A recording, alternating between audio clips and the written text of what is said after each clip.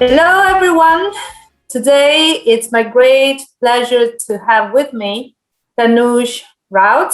Tanuj is a graduate student in the Department of Philosophy. Hi, Tanuj. Hi, hi, Nilsa. Hi, thank you for being here. So,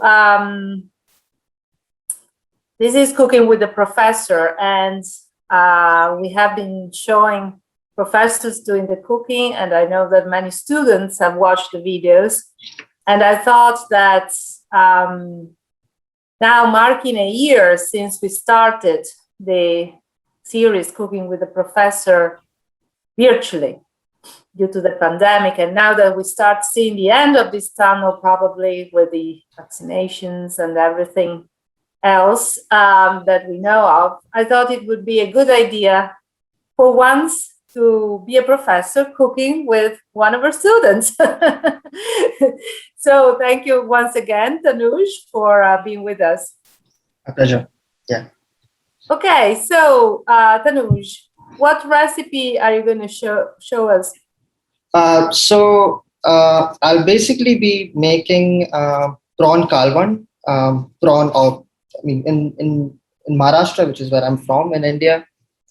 This dish is basically a spicy prawn curry, and in Marathi, which is the language that is spoken in Maharashtra, we call it Kolambi Kalvan.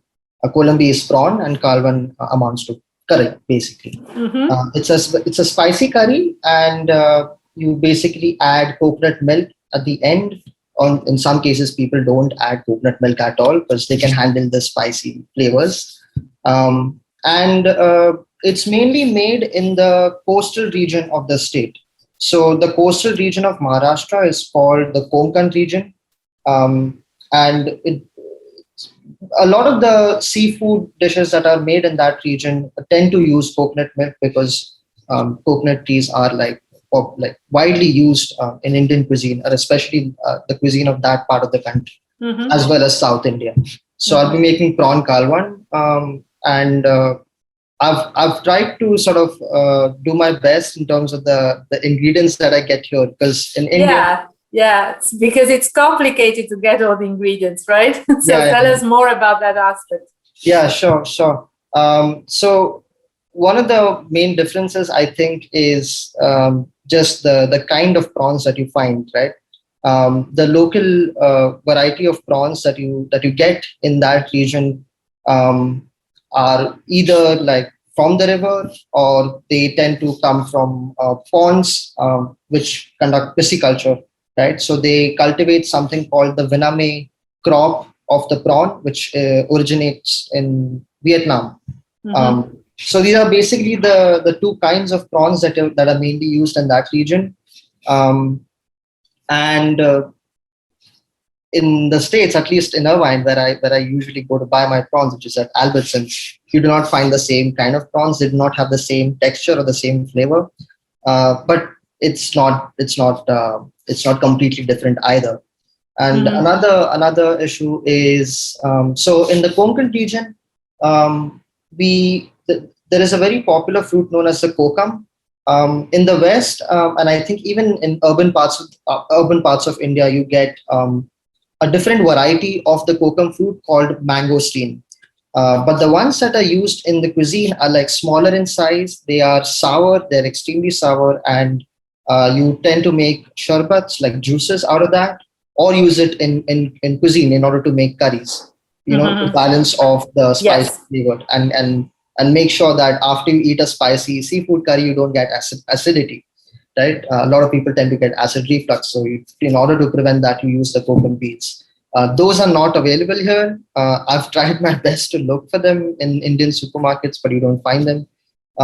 Sometimes people tend to substitute that with tamarind paste instead. And you can find slabs of tamarind, the tamarind fruit, in Indian supermarkets. This time, I had some kokum peels that I had shipped all the way from India to the States. So I used that. So in the recipe itself, however, since people won't be able to get kokum peels, I used coconut milk instead.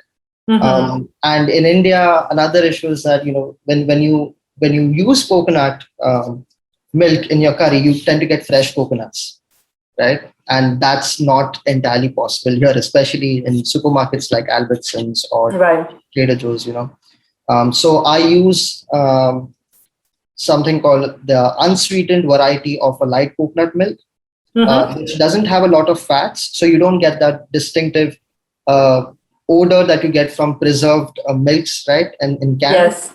right? So I use the light unsweetened milk, and I'll be using that for the dish as well, right? So Yeah. there are these issues in terms of the kind of ingredients that you have to look for, and those not all of them are available here. So, do you have a special recipe for your own curry? I mean, or do you follow someone else's recipe? Is it true that each person, each cook, each family has their own set of Right. Yeah. So herbs and aromas that they use for and spices that they use for the curry? Yeah. A lot of it varies depending on the region of Maharashtra that you're from, and that's true, I guess, not just of India, but like even Italy for that matter. Like there are different ways of making dishes depending on which part of the country you're from. So the recipe that I follow, well, my mom taught me how to make it, and my mom's pretty much an expert in terms of making seafood. Like I usually take an hour and a half, or maybe at most an hour to make this dish. But my mom usually takes 20 minutes, right? So it's like I take too long. But I make sure that all the steps are carried out and the dish is fine. So the recipe that I use is not too complicated. I try to sort of make sure that it's simplified to an extent.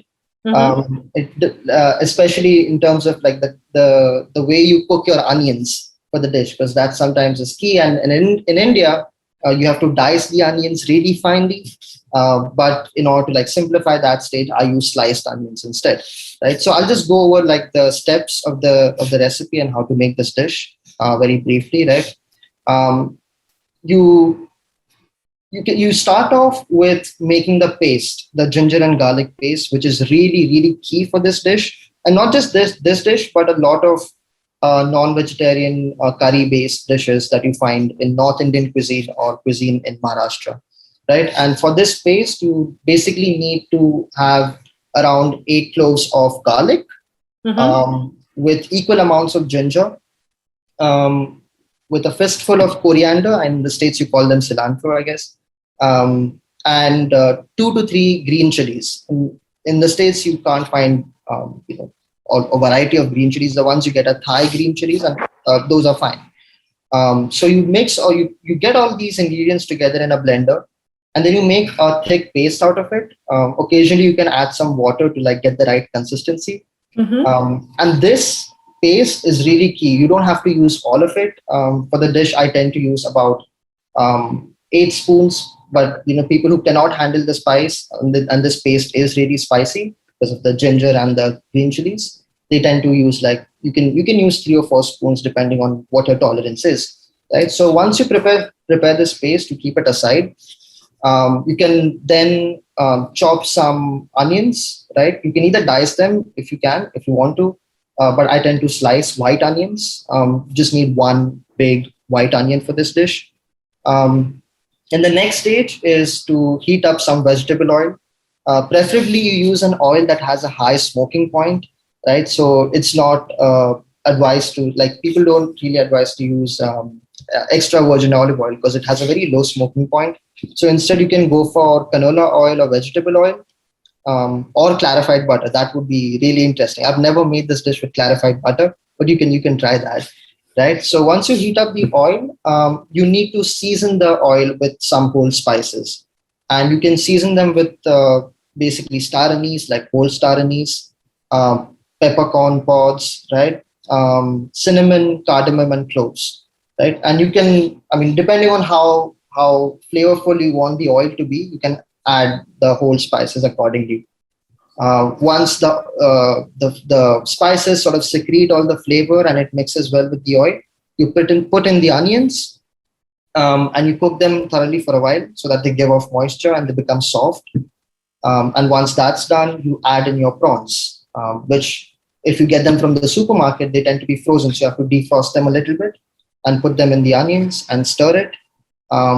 And this stage is really interesting because at this point, right, since you've added whole spices to your onions and the oil, usually when you cook seafood, you get the foul odor from the fish, and especially if it's not fresh, it gets even worse. But since you've added whole spices, you don't get that odor at all, right? So your kitchen is already going to smell good.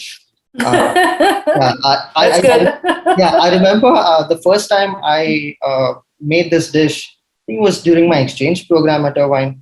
There were a bunch of students who'd never like ate seafood curries before, and the first time I made that, I did not add whole spices at all, and I was fine with the odor because I grew up eating a lot of seafood. I live near the coast, and we are fisher folk, right? So we tend to eat a lot of seafood. I was okay with the odor, but everyone else was like, Tanuj, what exactly are you cooking? So I'm like, okay, maybe I'll add some whole spices next time to like get rid of the odor.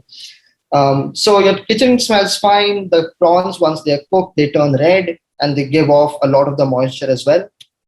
You do not add any water to this curry. You basically cook this curry in the moisture that's given off by the prawns, right? Once the prawns turn red, and you keep stirring the pot to make sure that the onions don't stick to the bottom, right? You can use a non-stick pan for this. You go ahead and add the ginger and garlic paste that you've prepared before. And you can add about 8 to 10 spoons. But again, that depends on what your tolerance is for the spice. Once you've added the paste, you stir the dish again, right? You stir the pot and make sure that it's completely mixed in with the prawns. You cover it for a while, for like about 15 minutes. Make sure that it's thoroughly cooked, and the sometimes when you make the paste, right, you get chunks of or bits of ginger and garlic. If you cook that thoroughly for 15 minutes, those chunks will melt away, right? So the texture remains fine once you like at the end of the dish. Once that's done, you add in your ground spices. So you need to add turmeric, about a tablespoon of turmeric, about a tablespoon of salt as well, but you can add salt towards the end as per your taste, right? And red chili powder. Now, in the States, if you go to supermarkets, you usually find just one kind of red chili powder, just like in those small glass containers, right? But in Indian cuisine, usually, at least in my part of the country, we tend to use two different kinds of red chili powders. One adds the spiciness to the dish, right? But it doesn't change the color at all. And then there's another kind of red chili powder called the Kashmiri red chili powder, which is not very spicy, but adds color to the dish, right? And you have to add both of them to sort of make the dish taste really nice as well as look pretty, right? It has to have that red distinctive color. So you add those two, but if you're in the States, you can just add your regular red chili powder. And once that's done, you mix the dish well, and at the end, add some light unsweetened coconut milk, and then use coriander as garnish, and then you're done. That's wonderful. That's wonderful. I mean, it sounds very complex, but I mean, actually, the procedure is pretty simple. It's just the incredible amount of spices that you need to use that is obviously distinctive of Indian cuisine, and it's so unique and fantastic. So, Tanuj, obviously you are an international student. You first came to Irvine, as you mentioned, with an exchange program. Then I have to say to our audience that Tanuj was a fantastic student. He was, excellent academically, but also very collegial. He was instrumental in getting the philosophy club going, which is still alive to these days. And then Tanuj came back to us. We were very fortunate to have him come back to us for the graduate program. And now you are in your second year, right? Yeah. And so where were you when the pandemic got started? Were you in the States? Were you in India? Did you stay over? Did you go back? Yeah, it was a funny situation actually. So at the end of winter 2020, I took a week off to go see my parents and friends back home. I was supposed to take a short break from the 8th of March till the 28th of March, right? It takes a while. It takes 2 days to get to India. I mean, depending on which flight you take, it took me 2 days. I reached India on the 10th of March. The very next day, the World Health Organization announced that there's a pandemic, right? And then there was a huge domino effect, right? So the state government of Maharashtra decided to shut off airports on the 24th of March. So I got lucky that I traveled around the right time and not after the airports were shut. Otherwise, it would have been a very painful process to sort of like get home from the airport, or like I would have been asked to like go back because flights would not land. So I was in India when the pandemic happened, and I was there for about 6 months until fall. So that's where I spent most of my spring, quarter, and summer. Um, and then when I had to attend classes, obviously it was on California time, and there's a 12-hour difference between India and California. So I was basically attending seminars from 1 to 5 a.m. in the morning. And so when did you come back to Urban? You said after 6 months in September. Yeah. End of August. Yeah, it was, yeah, exactly. And it was before the quarter started.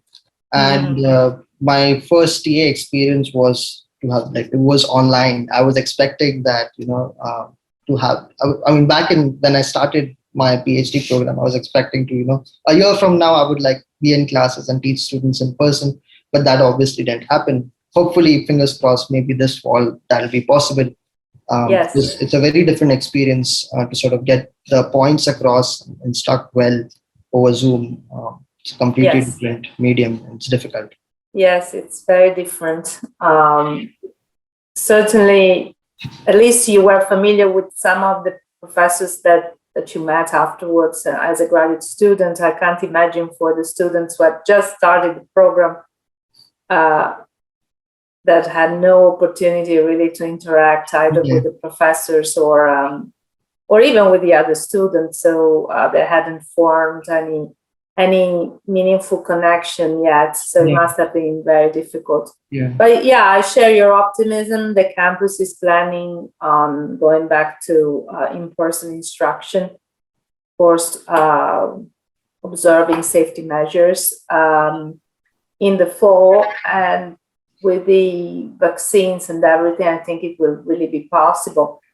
Of course, now we have learned that there are no certainties, so nobody can be certain of that. But I think we can all be reasonably optimistic that we are going to go back to something like a new normal, because probably we'll still have to, wear face mask or observe social distancing or things like that. But and there will be still some remote instruction depending on the situation. But it's true that we now see the end of this tunnel.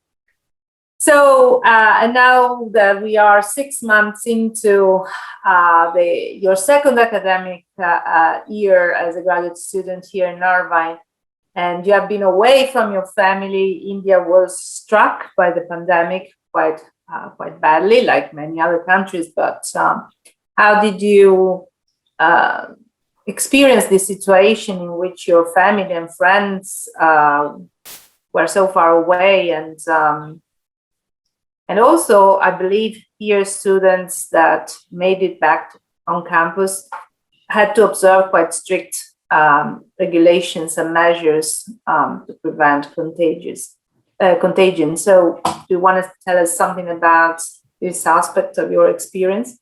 Sure, yeah. I mean, even when I returned to Irvine, I did not have to be quarantined because I had already I had been tested negative before my flight, so that wasn't altogether necessary. But I know some of my colleagues who traveled from Italy and back. Anna especially, like she had to quarantine for a while, and it wasn't easy at all.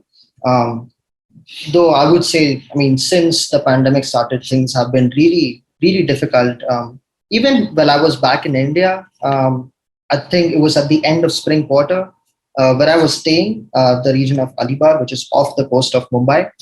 A cyclone hit that region, and there was no electricity or network for like about a month. So I had to shift cities during a pandemic uh, to my aunt's place and finish all the coursework because you can't have more than two incomplete. So I had to like finish all the essays. Um, After I came back, things were slightly better because you know even though it's not the same. Again, I live alone. I don't have a flatmate.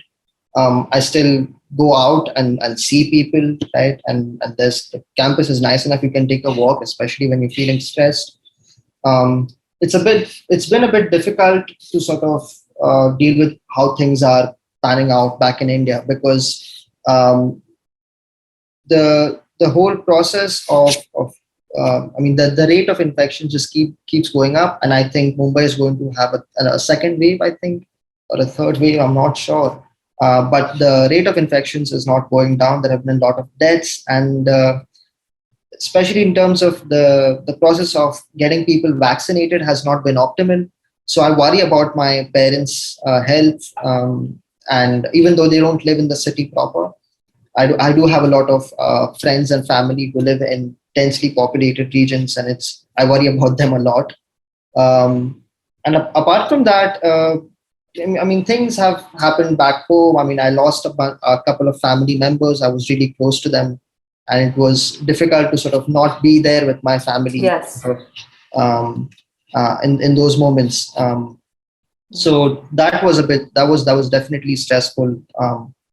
Thankfully, I've had the support of my colleagues here and my friends from other departments who've helped me through that.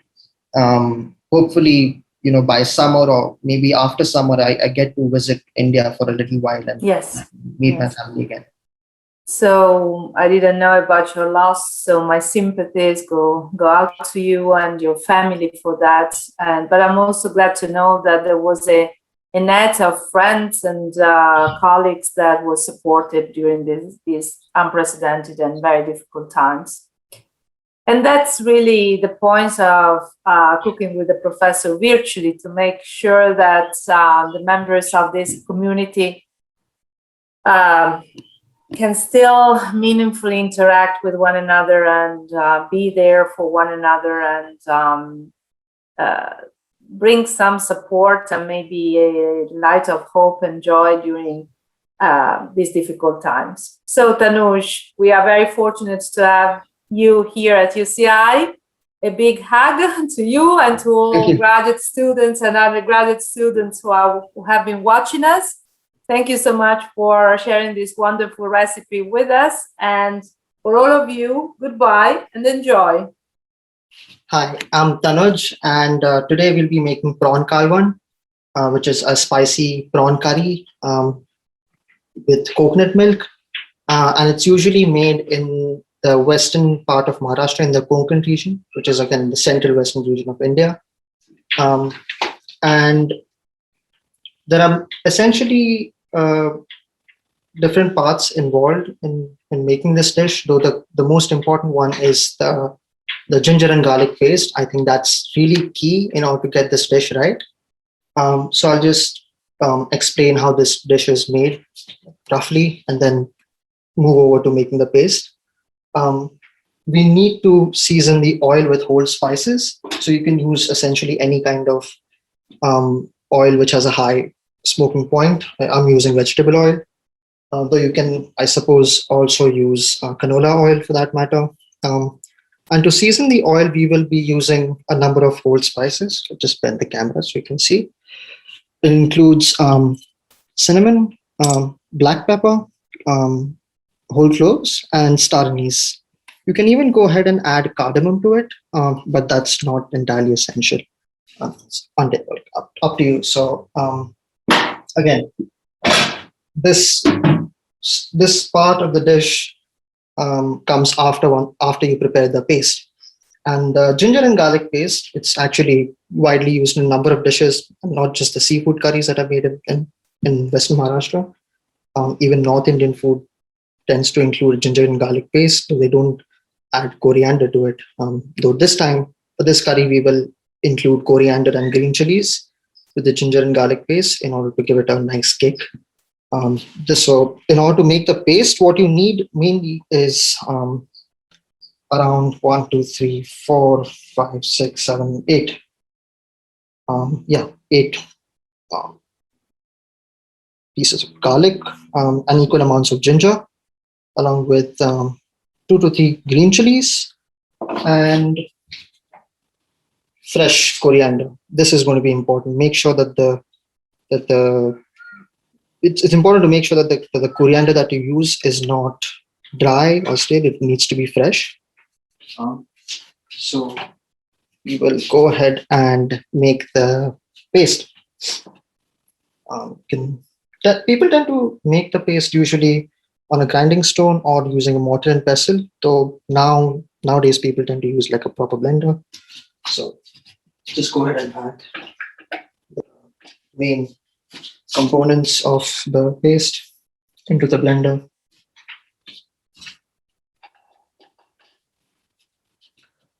Green chilies, get the stem off.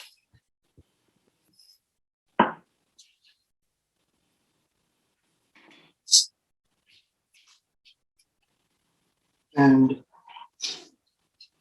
fresh coriander as well.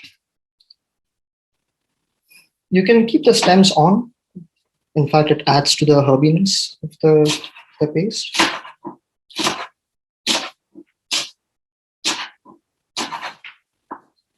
So, yeah.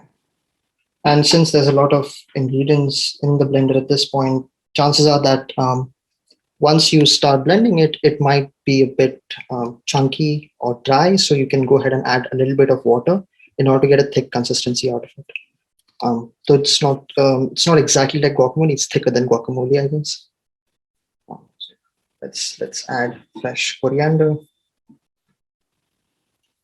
This is one of the most common. I like this dish a lot, so I tend to make it at least four or 5 times a month, as long as the ingredients are available. Supermarket. Sometimes you don't find the right kind of shrimp. The shrimp that I'm using can be from Albertsons. It's the raw shrimp, and it's about 2 pounds of raw shrimp peeled with the tail on. So you can go ahead and remove the tail as you're defrosting it. So for now, we just keep it aside and use it later on. Paste, and you can go ahead and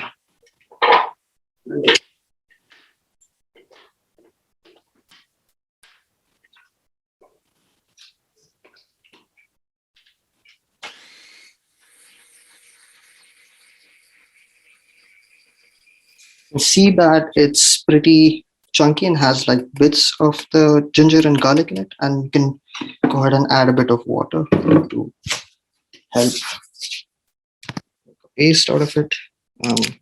So when you use it after you boil the prawns and then they lose their moisture, it's okay if there's like bits of ginger and garlic. Over time, they're just going to melt away, right? So it should be fine.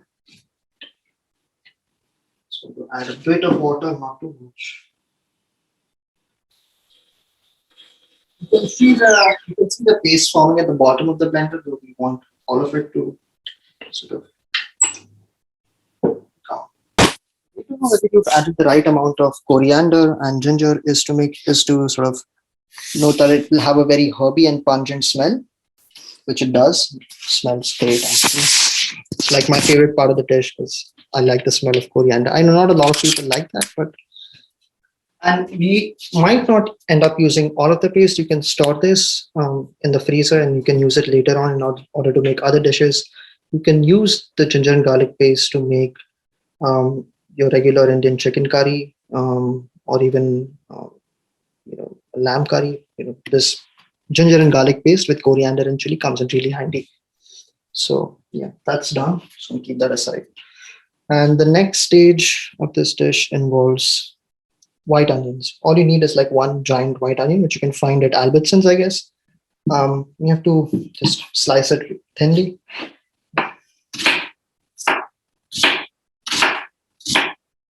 Sometimes there's another way to sort of prepare the onions. You can dice them instead of slicing them this way. Though I find it easier to just use sliced onions. Over time, they're just going to like give off moisture and then sort of melt with the curry. So that's going to be that's going to basically have the same effect. You don't necessarily have to dice the onions.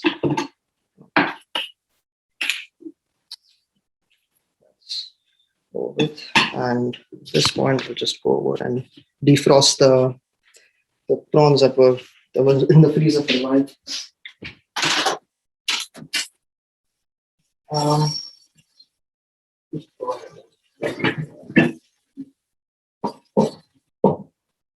Size of the prawns, they tend to be small in size, so you can also use jumbo prawns, which are like red in color and just significantly larger.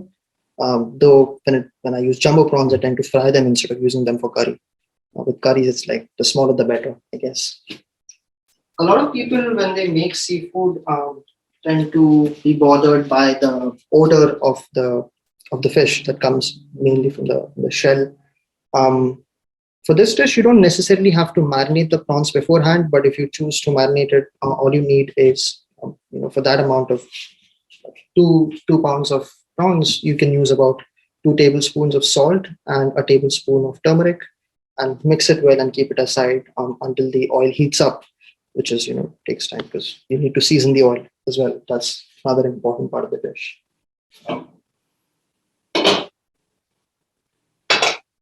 So this again, I'm going to use vegetable oil, though you can use any other kind of oil as well. It just has to have a good, like a high smoking point. So you can go with canola oil as well.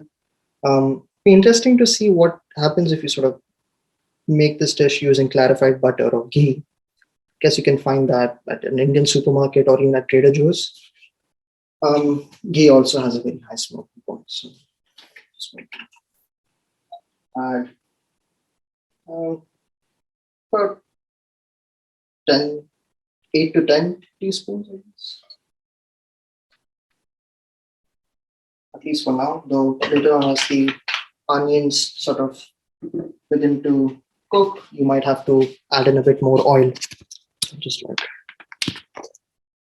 show you the amount of oil that I've added to this. And it's going to help us cook the onions. So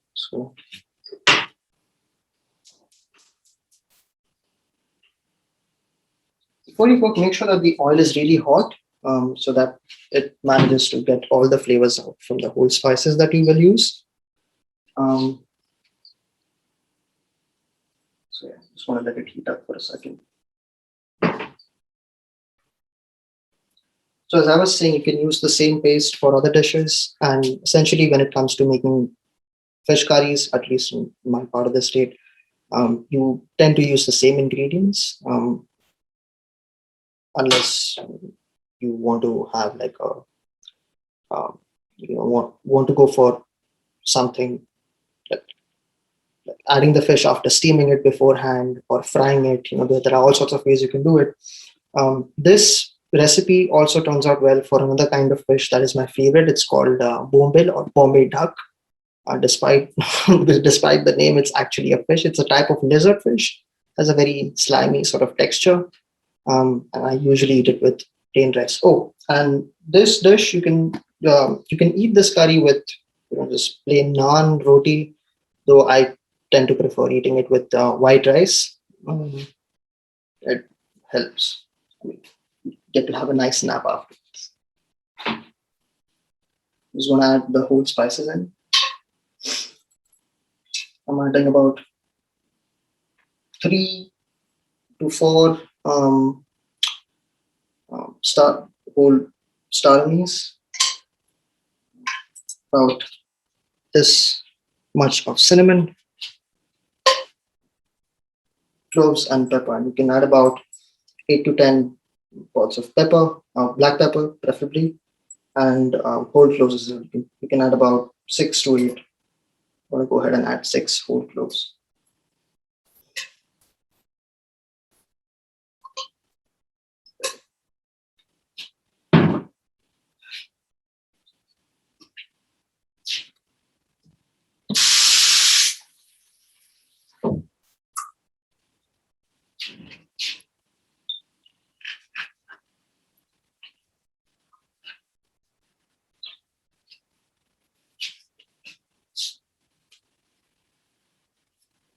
As you can see, and then just show you what it looks like in the inside.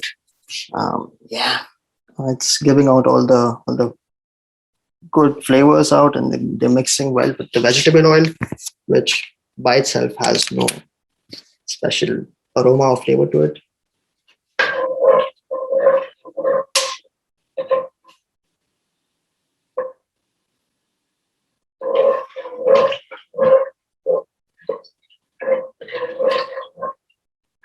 This when the oil is very hot, and when you stir it, some of the spices might just begin sputtering and popping up. So you have to be careful.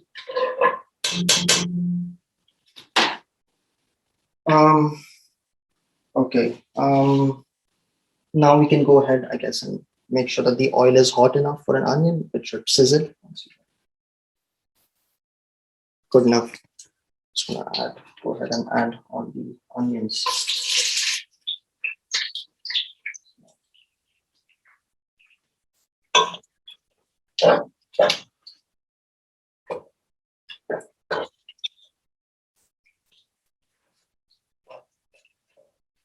Just to keep stirring the onions so that they don't stick to the bottom. Though if you use a non-stick pan, it should be fine.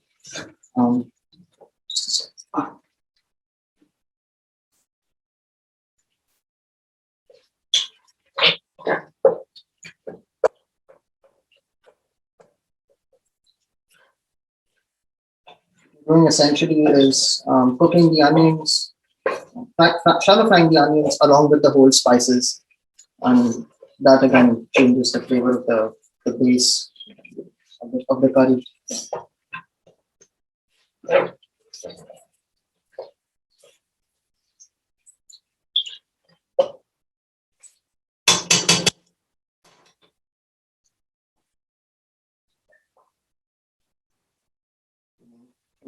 No, salt, yeah. You can go ahead and add a bit of salt as well. Not too much. You don't want it to be really salty. Though right up until the end, it's going to be a very spicy dish. And then we go on to add coconut milk. Again, with the coconut milk, make sure that the ones that you get is not high in calories or fat. So in supermarkets, you usually find cans of what they call unsweetened light coconut milk. Make sure it's unsweetened. You do not want the curry to become sweet. Okay? That would be weird. This is supposed to be a slightly pungent dish, and since it's spicy, I know a lot of my friends and colleagues here who have like made this dish for tend to tell me that it's really spicy and they can't handle it, and I'm probably the only person who can, because I, in addition to the 3 chilies, tend to add around 3 to 4 spoons of red chili powder. This time we're going to go easy on the red chili powder, and maybe not more than 2 teaspoons. And at the end, add coconut milk so that you balance off the spices. So I'll just show you what the onions look like.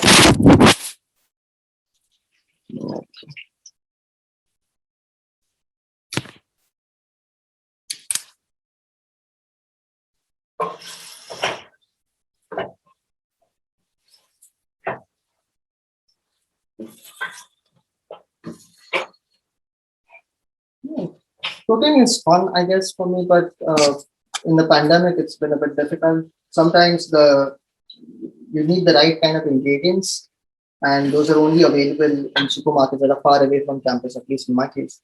And then I have to, since I don't have a car or I don't drive, I have to sort of rely on other people to sort of drive to these supermarkets, like get the right ingredients. Though with this dish, I guess maybe apart from the whole spices, you can find all the ingredients at your local supermarket like Albertsons or even Trader Joe's. for that matter. Though prawns, of course, you might.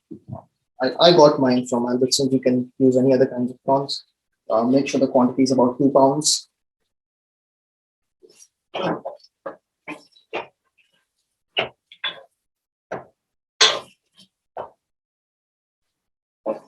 All the white onions are now becoming really soft, and that's good.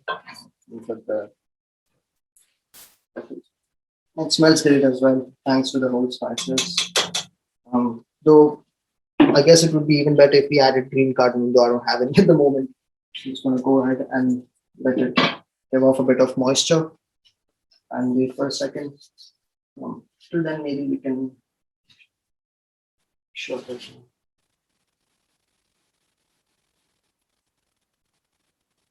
That is pungent. Yeah, you can basically go creative with the number of chilies you want to add. If you can't tolerate spicy dishes, maybe just skip the green chilies and add red chili powder at the end. Though of course, if you add green chilies, you can substitute, you can balance it off with coconut milk. So I'm not sure. It'd be interesting to know what would happen if you added cream instead, and that would be weird. I've never added cream. Don't add cream. All right. The onions are turning slightly brown, and that's good. Just have to make sure it doesn't stick to the bottom.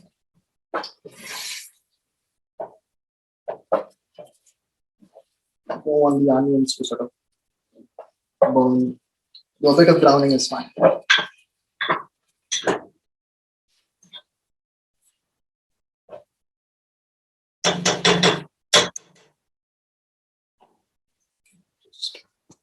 I'll show you what it looks like.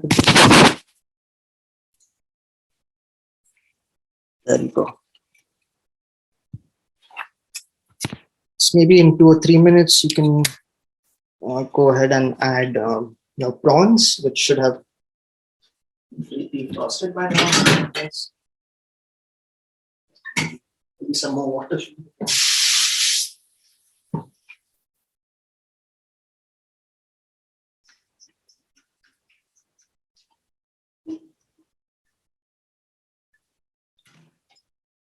Use some paper towels to place the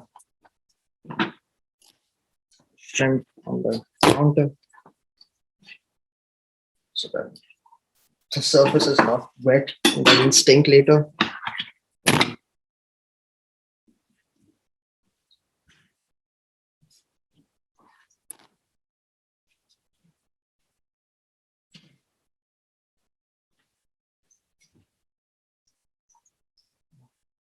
I hope I'm audible in this recording because I can't really tell until the recording is over, and until then this should be done. So fingers crossed.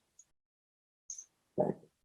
These are the prawns, and they tend to be peeled off. So you can get prawns with the peel on, the shell on, and it doesn't make much of a difference. If people tend to be bothered by the dirt that remains inside the shell, you can clean it easily.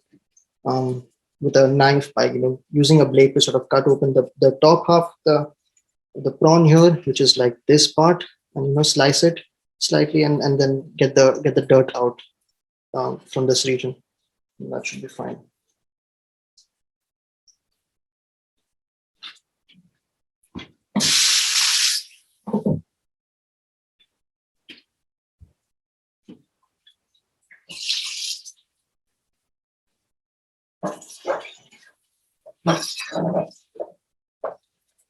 The onions are cooked thoroughly.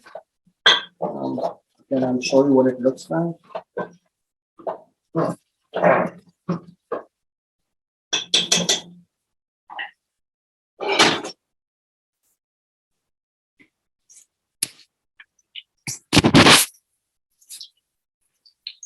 This is the stage at which we now add prawns and cook them for a while until they turn red and give off the moisture. As they lose moisture, the flavor intensifies, and that's what we want to achieve here. So, same goes for vegetables, I guess. If you fry them, they lose moisture, and the flavor becomes even more intense.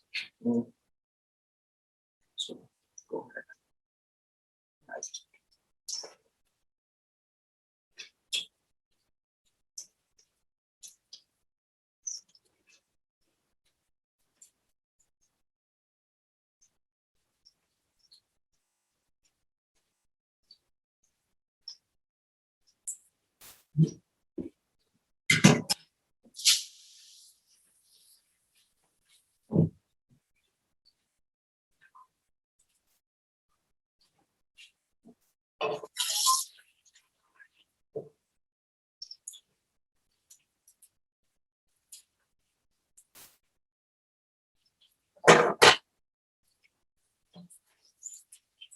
The prawns are already turning red. I'm not sure if you can see them. I'll pull the camera closer in a second and stir it for a while.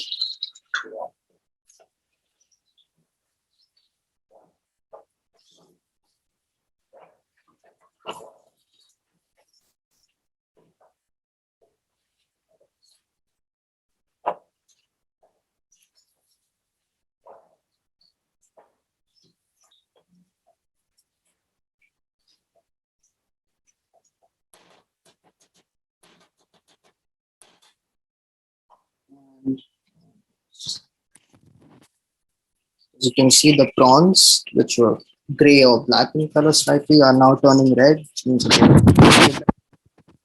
10 to 15 minutes and stir it occasionally so that, again, the onions don't stick to the bottom. And I guess you could even go ahead and add a bit more oil, which I will in a second. I just want to make sure that prawns get cooked and lower the flame a little bit.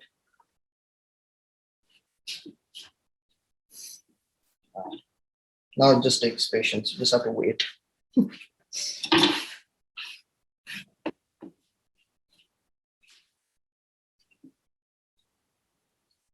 So in most Indian kitchens, you'll find something like a stash, which just has like all the right spices in it. So I'll show you mine, though it's not entirely.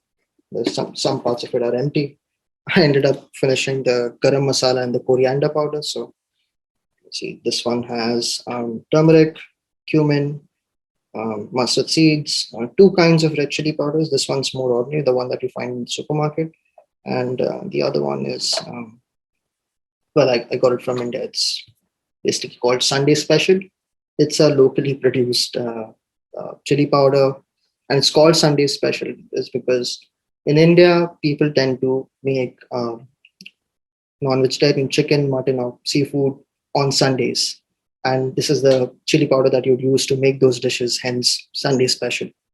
Um, Again, this might just be like folk genealogy at this point. Maybe they have uh, other reasons for calling it Sunday Special that they didn't really tell their customers about.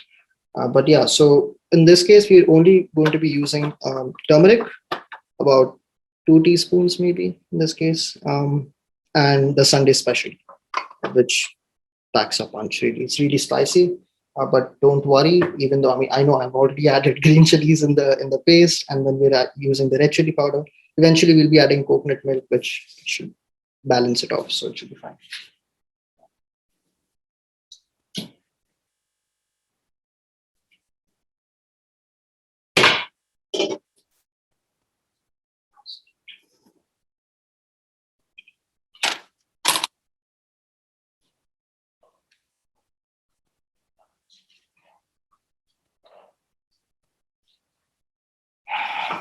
Prawns are cooking really well.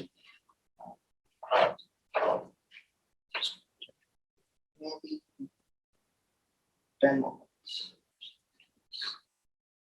Shouldn't take too long. They should be ready.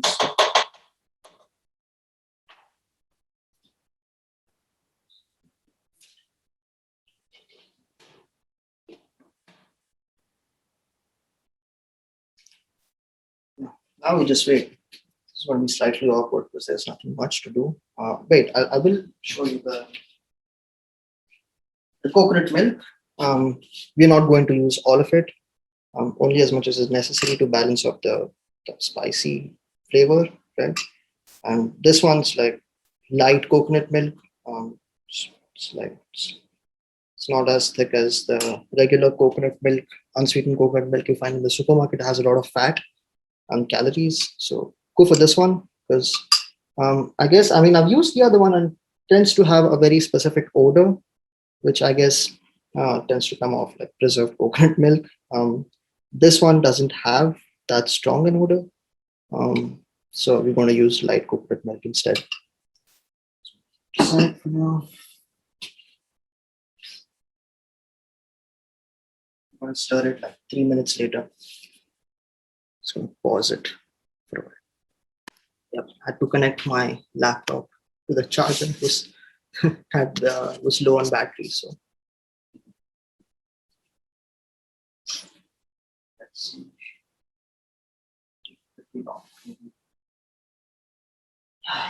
Go ahead and just save up some of the. Given the amount of prawns that you have and the onions, you can maybe add half of the paste that we've made using about 8 cloves of garlic, equal amounts of ginger, 3 chilies, and a fistful of fresh coriander. I guess in the States they call it cilantro, but I call it coriander.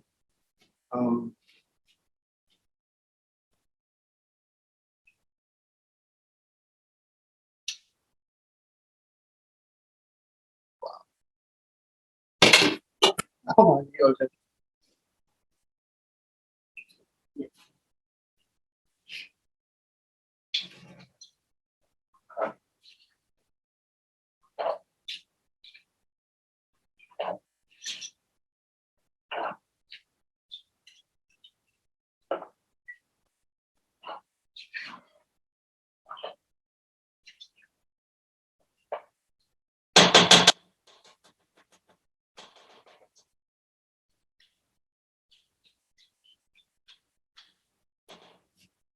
So far, I've had only good experiences with cooking shrimp in the States because the quality is not that different.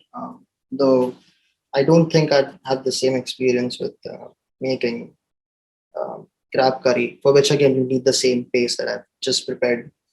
Um, and yeah, I've tried using the same recipe in order to make prawn curry, salmon curry, and did not work out. It worked well with golden fish, which you can find at a Korean supermarket. They tend to have silver pomfrets and golden fish, and they tend to be really tasty. Just they've got a lot of fats, I guess, fats, oils. I mean, it's an oily fish, I guess. Um, yeah, so it works well with crab. Maybe though, in the case of salmon, what you can use instead, what you can do instead is instead of cooking it this way, get fresh salmon, slice it a bit, you get like thick pieces out, and then you can add a tablespoon of salt. This is for about around a pound, maybe, or 2 to 3 pounds of salmon. You can add a tablespoon of salt, um, same amount of turmeric, red chili powder, um, and the ginger and garlic paste, and like mix it well enough and keep it in the fridge for about 4 to 5 hours. I think this paste is not just useful for curries, but it can be used to marinate seafood.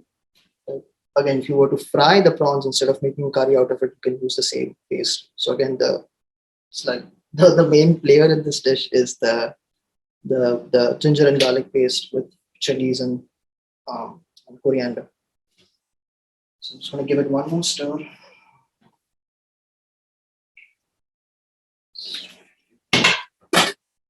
Nice and hot.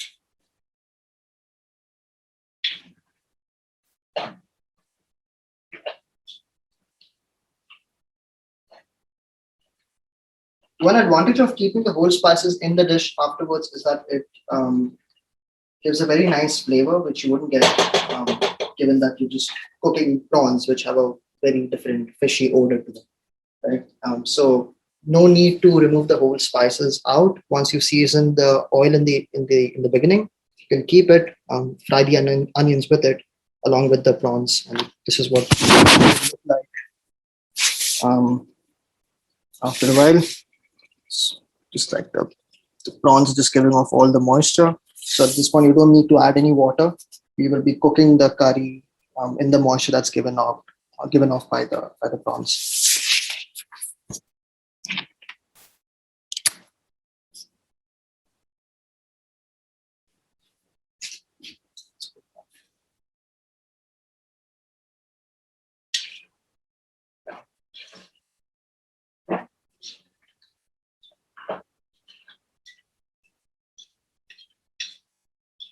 Just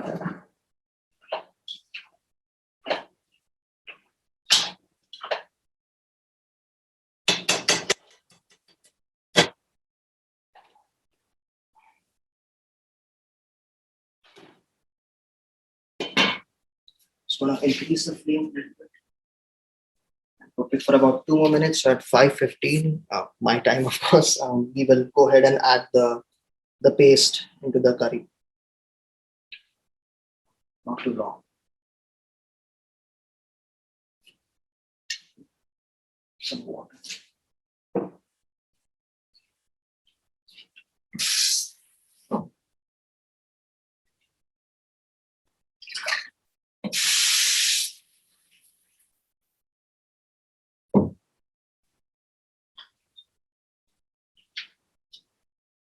It takes me about 30 to 40 minutes to make this dish. Usually, um, though at home, my mom tends to is able to make it in about 15 or 20 minutes at most. Right?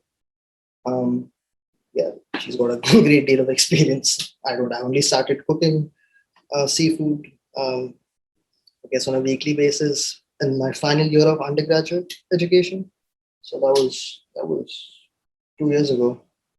I'm still learning. Anyway, a minute left. You can see that it's nice and hot and it's giving out a lot of moisture, right? And it doesn't smell too bad because we've already added whole spices to the dish, so the kitchen doesn't smell fishy. I actually don't mind that smell because I was brought up in a household where we eat a lot of fish. Though I know some people here, especially, don't like that smell, tend to avoid making seafood. There's ways to manage the odor, and one way to do that is to use whole spices in the initial parts of the dish. Okay. So I'll lower the flame slightly.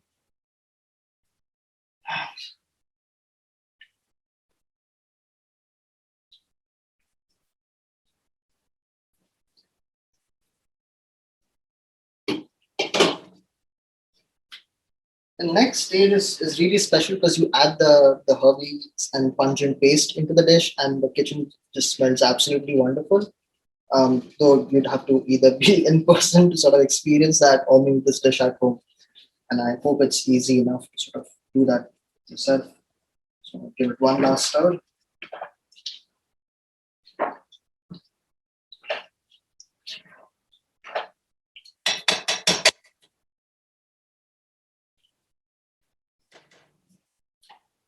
Show you what it looks like. Right, the prawns have cooked thoroughly. You don't want to overcook them as well. So I'm going to reduce the flame.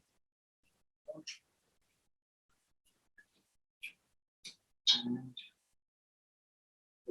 now the next important stage is to sort of just start adding the paste into the pot.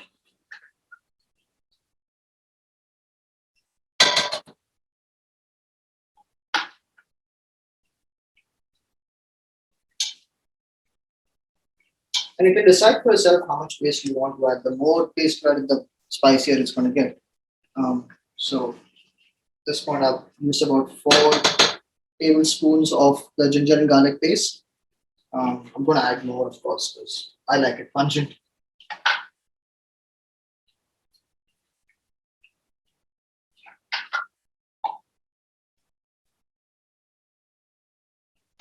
I'm not using the small spoon. Bad form.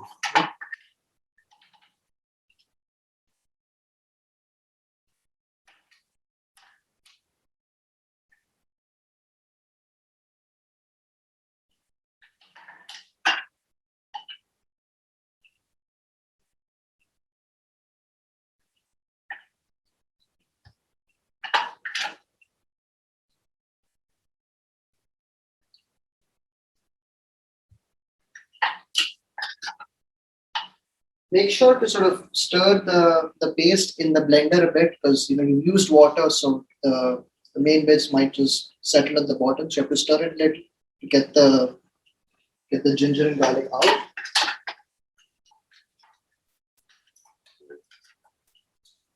In this case, I haven't added, just to give you a sense of the consistency of the paste. This is what it should look like. Just this bit at the top. Okay.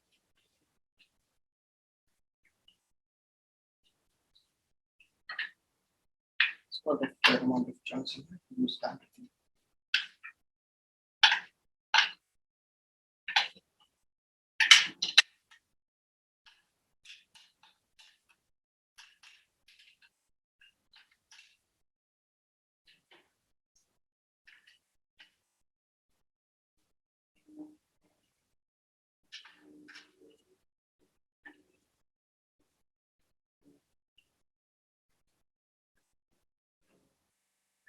But this just looks extra special. I'm just going to show you the look of the dish. It looks like really green and heavy, right, and red at the edges. And then let it cook for about 5 minutes.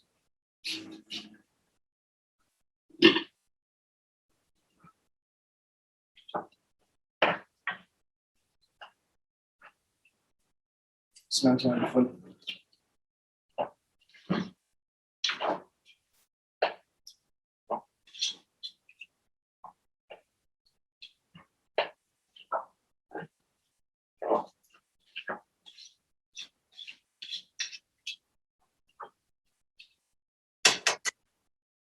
Go ahead and add 1 more spoon, maybe a couple of more spoons of the paste.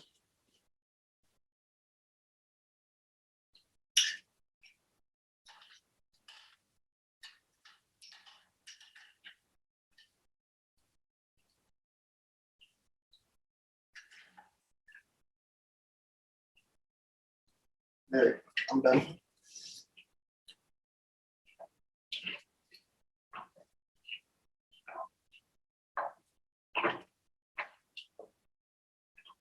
At this stage, the curry has lost a lot of the moisture. Take a look. That's what it looks like. The curry is not going to add coated milk to it. It should be fine.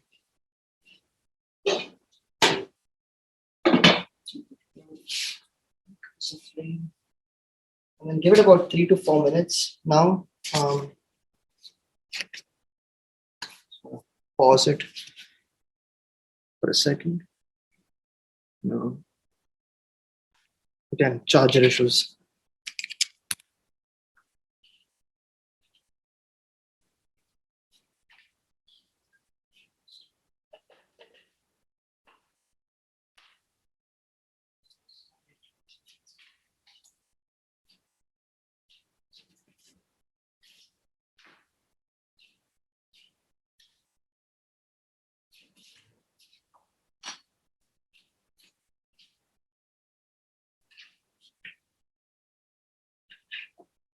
At the very end, once you've added the coconut milk and the curry has simmered a little bit, you can also use coriander as garnish.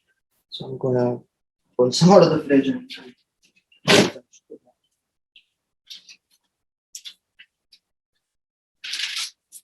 not too much. I don't want it to overpower the basic texture of the dish as well. So just a little bit should be sufficient.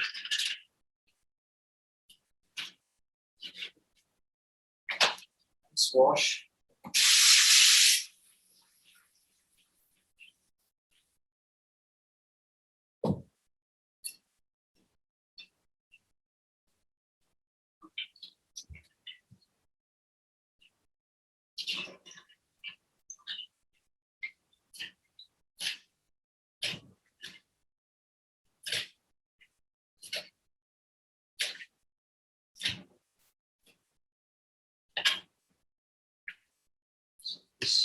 Basically use this bit at the end. Just chopped up some fresh coriander.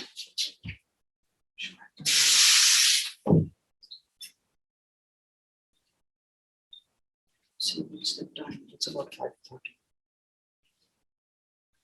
2 more minutes, and then we can add the spices. We begin with salt, and then turmeric, and then the chili powder. Stir it a little bit, and then again add a little bit of water. Boil it, let it simmer, and then coconut milk.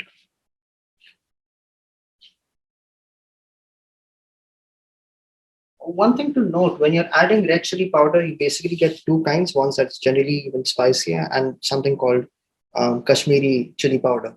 So Kashmiri chili powder is not as spicy. It's mainly used to give like a bright red color to your dish.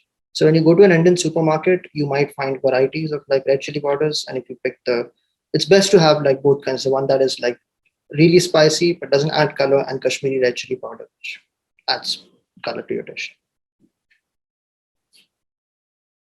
A minute to go, and that should be fine.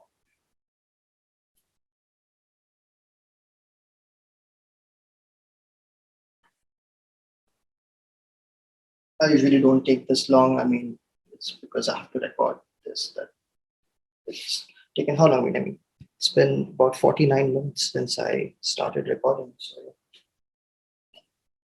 it's going to take even longer.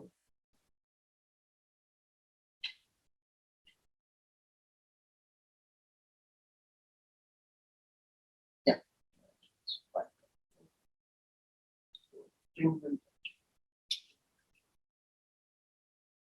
And the kitchen just smells absolutely fantastic, and I'm already hungry now. Just can't wait to eat it.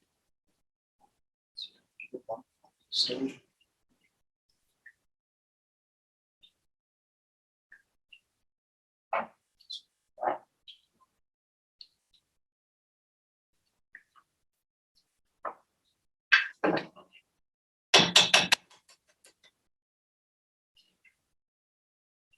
now for the food spices, I'm just going to take this one.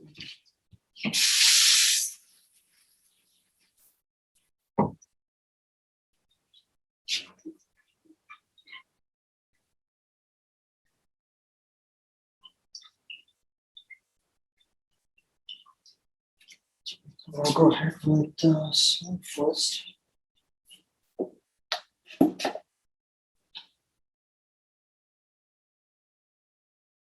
A tablespoon. So, bit more. But you can always add salt at the end as for your taste. Next up is turmeric.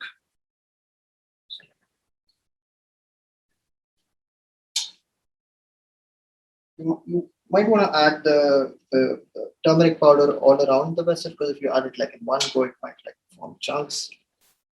Usually, since like it's got water in it, might not matter. But if you're trying to like shallow fry this dish, um, and there isn't a lot of water or moisture in it, then it's best to sort of sprinkle it all around. Um, it's not nice to have bitter chunks of turmeric in your mouth when you're eating it.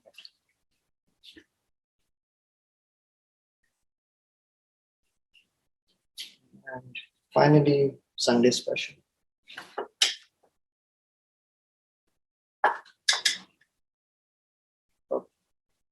2 spoons, a little bit of the Kashmiri chili powder for color. Keep that aside, and not too much.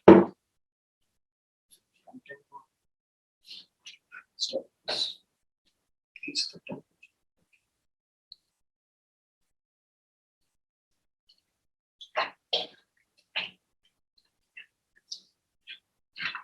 Smells good.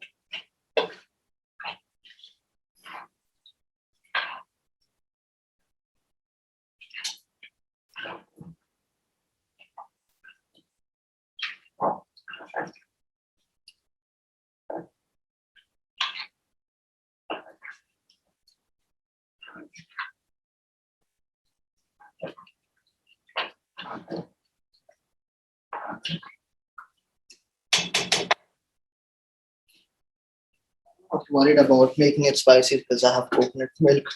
I might add a bit more red chili just for color.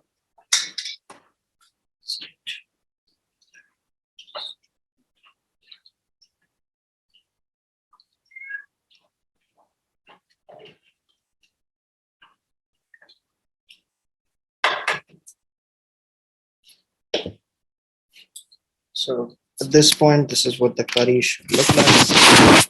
Right, red. Not sure if there's enough white. That's what it looks like. Though once I get it out in a bowl, it'll look even better. Make sure that it's got the right amount of spices and salt.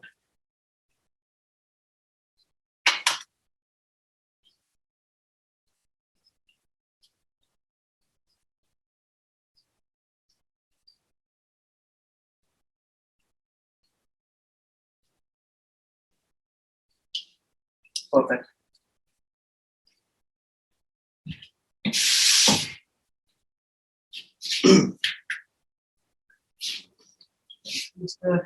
A bit. We let it simmer for like a minute. And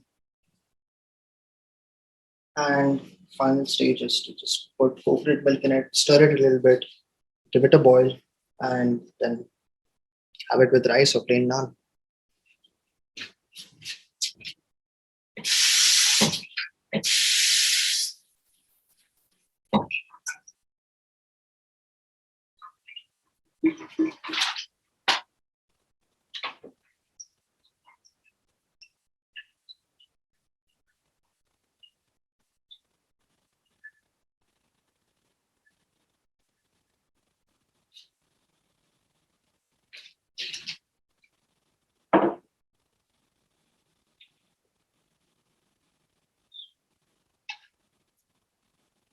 The flame.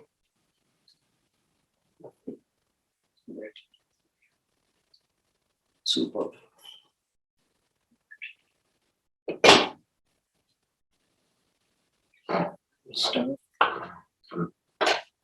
Sometimes the curry sort of sticks to the bottom, so you have to like scrape it off. Got a great texture, so it should be fine.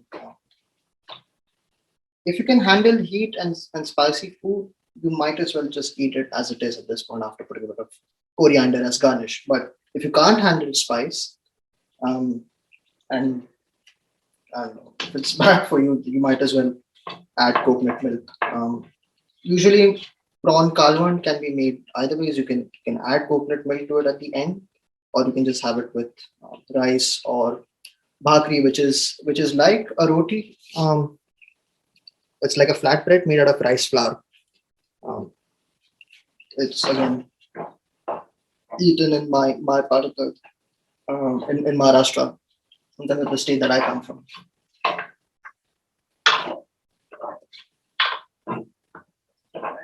So we'll go ahead and add coconut milk.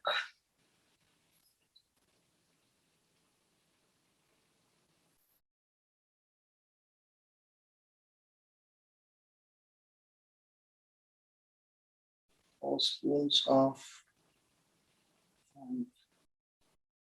6.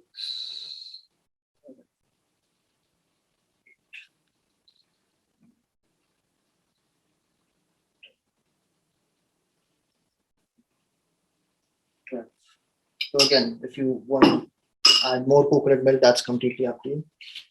And this is what it looks like.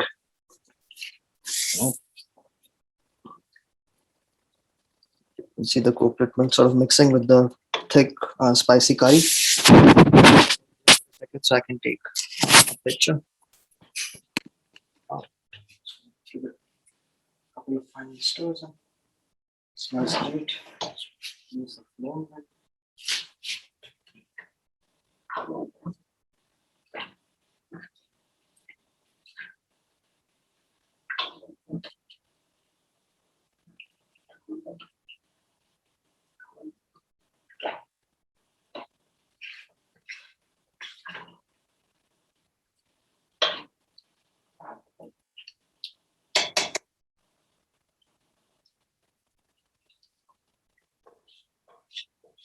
It's like bits of the curry sort of stuck to the sides of the corn. We're gonna scrape those off and add them to the curry.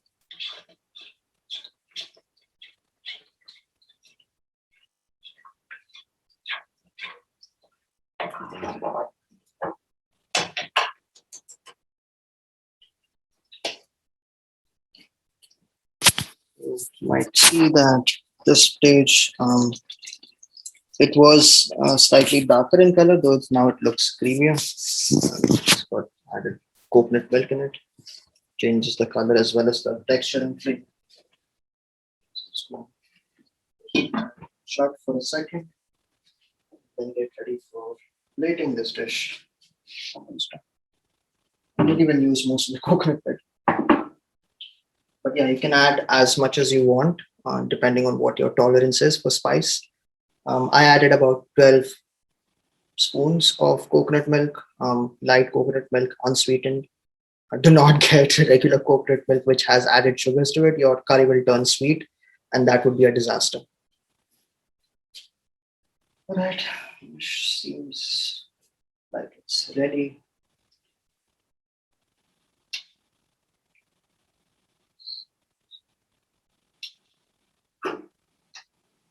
And we're done. We just want to let it wait for about a minute, and then add some of the garnish. Actually, I can add garnish now. Piece some of it, and then cover it with the lid again.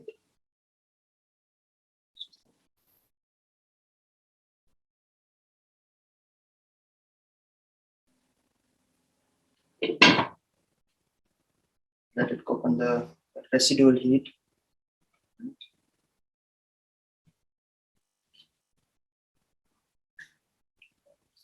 30 more seconds, and then we should be.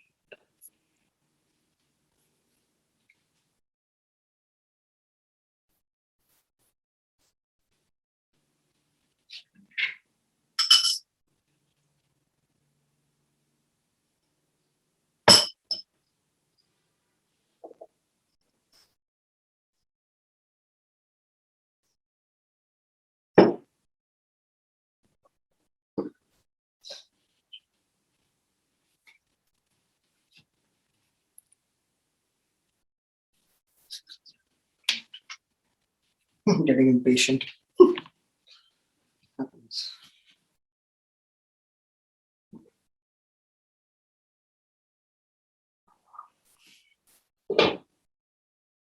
is the final product. This is what it looks like.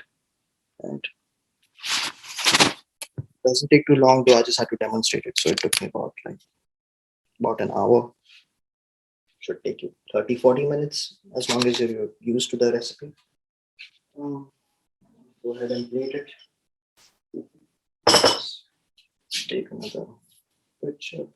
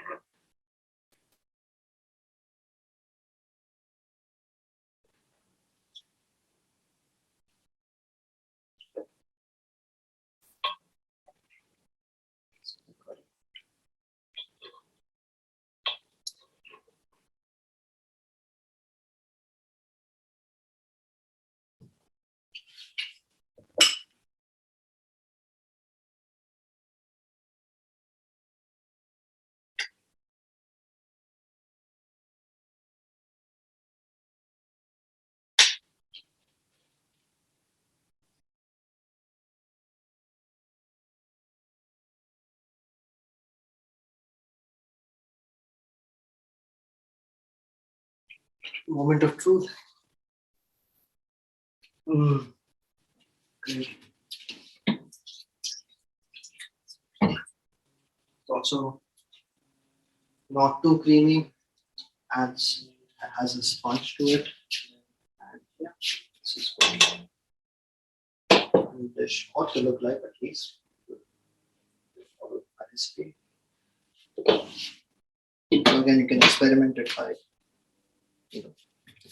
by adding different sorts of spices, herbal spices, whole spices, and instead of adding green chilies, maybe or making such a paste out of it, maybe you can try crushing the ginger and garlic along with the chili and then adding that to the the curry will change the texture of the dish. But this is a fun product. And let me just use a spoon to sort of see.